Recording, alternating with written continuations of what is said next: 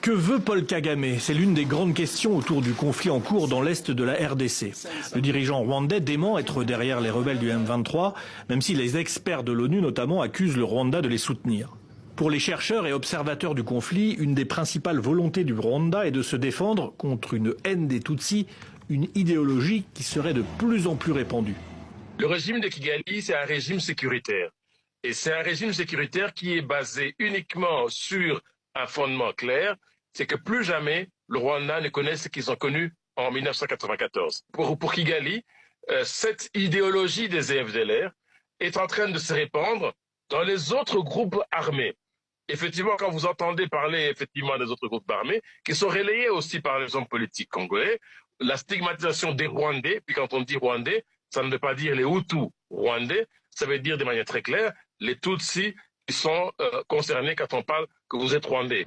Pour Kigali, le combat serait donc d'abord identitaire. Ce chercheur se place dans l'argumentaire rwandais. Oui, on a été victime en 1994 de l'abandon de la communauté internationale.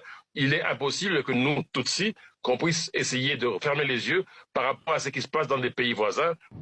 Mais une des clés de cette guerre résiderait également dans l'appropriation des richesses minières de la région, avec notamment le coltan. Mais aussi et surtout la sécurisation des routes d'approvisionnement. La mine de Rubaya, ici illustrée par des images d'archives, est la plus grande de la région. Elle se situe à quelques kilomètres de Goma. Le M23 a revendiqué la prise de la région en avril 2024.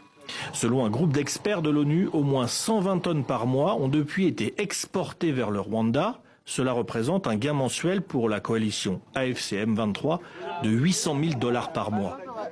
Cette masse d'argent permettrait de faire fonctionner une administration et de financer l'armement du M23 et ainsi, vu de Kigali, d'assurer la sécurité. Le risque humanitaire, lui, est élevé dans la région, avec des populations en fuite et des habitants des villages dans l'impossibilité de continuer leurs activités, leur unique source de revenus quotidiens.